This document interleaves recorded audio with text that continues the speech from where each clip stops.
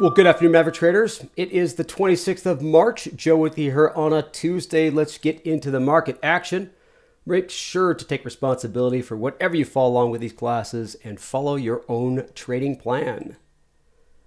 I'm going to break down these markets and any sort of news that happened during the day, technical analysis as always, and a scoring system, along with bull, sideways, and bearish setups.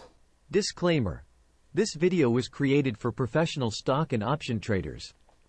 Maverick Trading is a proprietary trading firm that employs professional traders around the world. Our traders trade firm capital and keep 70 to 80% of profits they generate. All trades and analysis in this video are for professional traders only. If you are interested in becoming a professional trader for Maverick, click the apply button in the video description. Let's break down what happened today.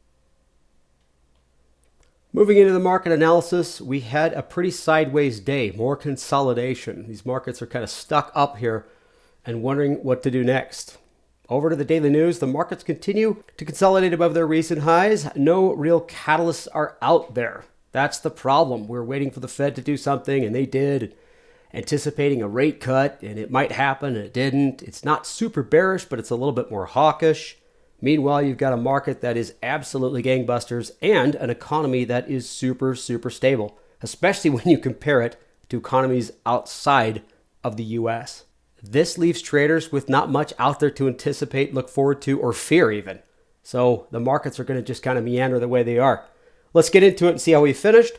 Pretty much flat across the board. The Dow, the S&P, the Qs, the Russells, oil even, and gold. Look at that. Not much movement off of up or down. In fact, the biggest move today was just over 0.5% in oil. Other than that, everything else is not even really measurable. I did notice something that the majority of the markets did sell off into the close. They were sitting on a pretty decent little gain. Actually, it wasn't too big of a gain, but a gain nonetheless. It wasn't until the last maybe 30 minutes of the day that the markets kind of sold off and we closed just slightly lower, but not even a measurable amount. Looking at the advanced decline line and above below the 50-day moving average, you can see 56% decliners, 39% advancers, and above below the 50-day stays above the 60-40 for now. Not much change. So we have seen a lot of push and pull since, Thursday of last week. Thursday we had a pretty good gap up in the majors. And then Friday and Monday to Tuesday, we're just kind of been meandering up at these higher points. Let's jump into the charts and you'll see what I'm talking about. First off, this is the S&P, and the overall idea is somewhere in this area here. So a really good shoot, a little good push on Wednesday, and I do believe that had a lot to do with the Fed and the Fed talk and speak. Then we go into Thursday, gapped up, a little bit kind of a blow off top. So pretty much after that surge we had on Thursday going into Friday, we've been kind of moving a little bit lower, but we are still within this box or above that resistance level. This is all-time highs, remember, folks, for the S&P. You'll see pretty much the same when it comes to the Qs. Let's move over to that. And you'll see that it's very similar, a little bit less. This is kind of the ideal area that I would expect a pretty strong resistance, or I should say a support level now that was above it to sustain itself. However, not as strong as what we've seen the S&P as of late, but it is still pretty strong. Even a move back down to this rising 20-day moving average, folks, is seriously just staying up in the higher side, or I should say the all-time highs area of the Qs themselves. So this leaves us with some very strong markets that are up at some serious highs that aren't quite sure what they want to do with themselves. Let's go to the heat map, and you could see there was some participation in some of the stronger stocks there. Tesla had a pretty good move off the bottom. Tesla had been beaten down quite a bit. Nvidia, the darling, actually took a little bit of a break, a little bit of a retest, but I'm not seeing anything super major when it comes to breaking support and resistance. I'm seeing things coming off the bottom a little bit, things coming off the top a little bit, but overall, we've got a lot of very strong sectors, a lot of very strong stocks that just are not ready to be anywhere near bearish. So keep that in mind as we take a look at the market outlook. I'm going to stay to +2. I have to. Take a look at that chart, folks. When you zoom out on it and you take a look at the direction of the 20 and the 50-day moving average, so even in light of a little bit of a pullback over the last few days, and the SPY is a little bit more of it's the strongest example of all the indexes because it has had the largest move to the upside. It is retracing a little bit, but is nowhere near an area to be concerned about or worried about. Having this at a 0 for the weekly outlook was pretty difficult for me to do, but I just follow the extension of the pattern. I take price action into consideration along with the chart pattern, and I want to make sure that I give it its due. And what I mean by that, folks, is it's extended, it's going to pull back. The probabilities are it will consolidate and or pull back, and so I have to give it a 0. It does not mean I'm going to throw on bears at all. Past that, folks, I don't want to look any deeper than that. Let's move to the potential trades. There are some bulls out there that are still good. I just want to throw on something fresh. BMY looked really good. Good bull pullback. We'll take a look at that. Meta and TNX. Your sideways trades more of a range. Tesla, Baidu, LNG. LNG was one that I thought was pretty interesting. It's a little bit of a resistance area. It isn't a strong, the energy sector, which has been strong of late, but it looks like it might roll over. And then BABA as well.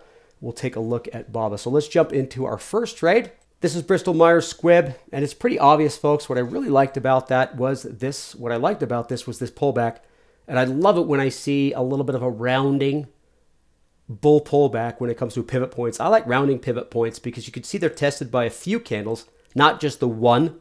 A one pivot point does show the conviction in the direction, but a consolidation, in my mind, just gives it a little bit more strength. So I've got a little bit of a bull pullback, good confirmation as it moves higher.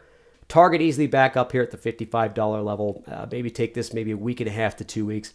But it shows a little bit of strength. You can be a little reluctant, or if you're worried, if you look back here, there is a little bit of resistance around that 53 level or just shy of it. But if things continue to show some strength, this should just kind of float towards that 55. I don't know if it's going to shoot up like it did previously here at the end or the beginning of March. But, hey, if you're playing vertical and you've got a couple of weeks, it doesn't matter which one happens first. Just follow your plan, follow your rules. Let's jump over to the sideways trade. I had a couple out there that I do like, and these do have the tendencies to eventually stop going sideways. I like Meta, and the reason I like Meta is because it does have a little bit of a range so that we can measure.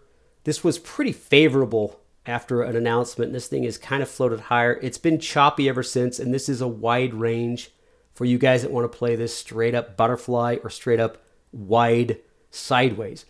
It does look to me that it is still in the midst of a pullback. And what I mean by that is this area here. It is at its 20-day moving average, which makes a great argument that it could pivot there. However, I'm seeing a pretty good support level right around the 485. So if you want to allow this to move back in that area, then you will absolutely have a true kind of range-bound sideways stock. Let me get that box back open through this area, which is great. Or you just wait for this to pull back and you can play something to the upside for you guys who want to play the Bollinger Bands off the lower Bollinger Band to the upper, so on and so forth. This might be something sideways to slightly up, but it has to pull back first and respect that 485 before I want to be in this. Let's move over to our bear. And I just pulled up BABA. And I think what I liked about it is just you've got this pretty wide range where it has hit its head and its head and its feet. It's just bounced back and forth. Look at this area here, the 78 here. Once again, in February, a little bit lower here. We could actually make the argument that we do have a little bit of the start of a descending triangle pattern. But that floor, and I might have drawn it a little bit too deep on my box. You can get a little bit more shallow. We could go all the way back to December of last year and know that there's a pretty serious level here around that 72.50, 71 mark. So it's right back down there with a gap a few days ago. The volume's not too aggressive, but this is something that might just quietly slip and then really fall. So be patient with this one. Wait for it to break. Make sure you get the markets on your side, and it could be a fun bear. Well, that's what I've got for today. Very little out there to cause volatility, and that's the problem. There's no anticipation of a Fed move or a rate hike or any sort of excitement. So outside of the unexpected, investors are left with decisions of value over potential growth, and that's what you're stuck with here. We've got stocks that are super, super high and stocks that have had large corrections. When you have investors out there who have to make their own decisions on what could I potentially expect more out of this stock versus is this a good bottom for this stock? Is this a bargain? Is this falling apart? You get a market that's going to be uneasy. And the funny thing is, more often than not, folks, that will cause its own volatility. The retail trader or the markets by themselves don't do very well, especially when they're up at all-time highs. and kind of wondering where to go next. Economic-wise, there's no Fed speak reveals little for the markets to react to, and that's what I'm talking to. They absolutely came out perfectly neutral. Hey, we're very confident in the economy. We don't think we can cut rates because of that strength, but we will cut rates in the future. So there's this carrot that's out there, and you really are left with, well, geez, I have to make my own decision. And that's what the Fed wants. They don't want to drive the markets, guide the markets. They just want to react to them. The economy is still moving along solidly overall. I left that from last week, and I'll leave that for a while until I see different. Durable goods orders, consumer confidence, all higher from previous. We do have a GDP revision coming up and all sorts of fun stuff to look at. So we'll see where that goes. As always, check potential trades for earnings if you want to be aware of them or avoid them. And we'll talk to you next time. Thanks for joining me, folks. Bye, everybody.